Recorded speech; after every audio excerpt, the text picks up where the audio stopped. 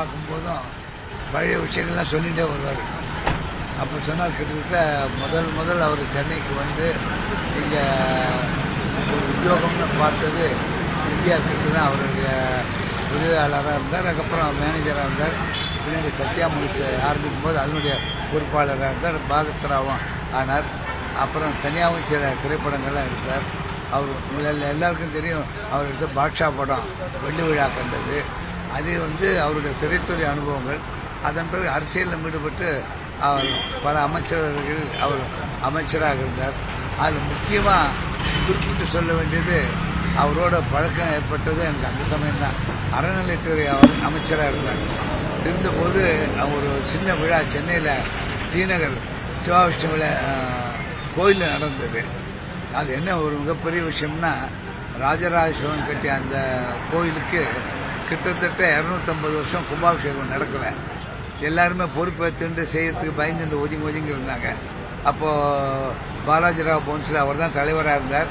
அப்புறம் இவர் தான் வந்து பொறுப்பேற்று செய்யலாம்னு சொல்லிட்டு அந்த கும்பாபிஷேகத்துக்கு முக்கிய காரணமாக இருந்தது நம்ம தலைவர் ஆரம்பி அவர்கள் தான்.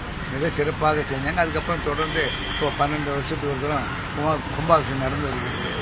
நிறைய அதே மாதிரி தென்காசி கோயிலும் அப்போ இந்த திருப்பணி போது சிவஞ்சி ஆதித்தன் செய்யணும்னு ஆசைப்பட்டார். அப்போ கூட துணை இருந்து செய்யலாம்னு சொல்லிட்டு அவருக்கு பக்கபலமாக இருந்தது இவர் அமைச்சராக இருந்த காலத்தில் தான் இருந்து அந்த தென்காசி கோயில் வந்து பல விஷயங்கள் இந்த விஷயங்கள் பற்றி சொல்லிட்டு போகலாம். ரொம்ப நெருக்கமான பழக்கம் ஏற்பட்டது அவர் கம்பன் கழக தலைவராக ஒரு 30 வருஷம் இருக்கும்னு நினைக்கிறேன். அதுக்கப்புறம் தான் அவர்கிட்ட நெருக்கமான பழக்கம் ஏற்பட்டது. ஒவ்வொரு தரம் வரும்போது நான் அவர்கிட்ட சொல்லுவேன், நான் உங்கள் பிள்ளை மாதிரின்னு சொல்லுவேன். அந்த மாதிரி உட்காந்து பழைய அனுபவங்கள், எனக்கு பழைய அனுபவங்களும் எனக்கு தெரியாது, அதெல்லாம் வரும்போது சொல்லிகிட்டே வருவார். ஒரு தடவை சொல்லிட்டு வரும்போது, நான் இத்தனை அனுபவங்கள் புத்தகத்தை எழுதியிருக்கேன்னு எனக்கு புத்தகம் கொடுத்துருந்தார். இதை படித்து பாரு, நான் ஆதியில் எப்படி வந்தேன், எப்படி திரைத்துறைக்கு வந்தேன், அப்புறம் எப்படி அரசியலுக்கு வந்தேன், இதெல்லாம் வந்து பார்த்தா தெரியும்னு. ஆன்மீகத்தில் அவர் ரொம்ப பற்றுதலோட இந்த பொறுப்போடு செஞ்சுன்னு வந்ததுனால மகாபிரிவா காஞ்சிபுரம் மகாபிரிவாவுக்கு ரொம்ப ஆத்மார்த்தமாக இது பேரில் ஒரு அன்பு உண்டு.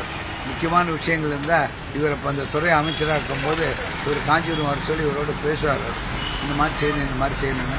அவர் என்னென்ன உத்தரவிட்டார் அத்தனையும் அவர் அதே மாதிரி நிறைவேற்றினார்.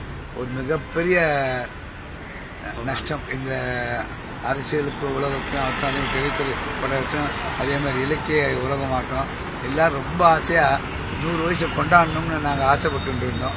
இந்த வருஷம் 98 நடந்துருக்கு. இந்த டிசம்பர் இந்த பர்த்டே வந்துன்னா 99 ஆரம்பம். அது நமக்கு கொடுத்துருக்கல, பகவான் வந்து நம்மகிட்ட அழைச்சிருந்தார். அவர் மீண்டும் இங்கே பிறக்க வேண்டும். அவருடைய சேவை தமிழ்நாட்டுக்கு தொடர்ந்து சேர்ந்து கிடைச்சிருக்கணும்னு நான் இறைவனை பிரார்த்திக்கிறேன்.